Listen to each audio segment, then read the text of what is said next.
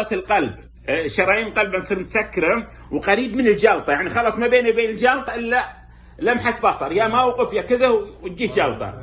شو يصير عنده؟ يصير او علامات تتنفخ سيقانه، لا طول في السفر ولا جلوسه انتفخت رجوله، يروح الحبوب المستشفى يعطونه حبوب، يعطونه ادويه تزيد مرضه. لا ذا الحاله علاجه سهل جدا، نعمل له تمرين وهو انه يقرب عند الجدار يتشرقد ويرفع رجوله على الجدار درجات 90.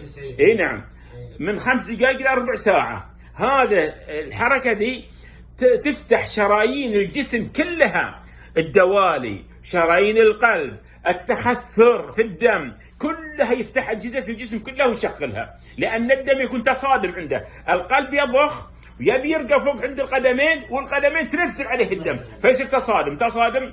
وباذن الله لو قال واحد يا اخي انا مشيت انقطع انفسي، يسويه لي وبعد اسبوع يجي يكلمني اقول له اركض ولا ينقطع انفسه باذن الله واحد الاحد. هذا بالنسبه حق علاج الجلطات. الله يجزاك. نعم.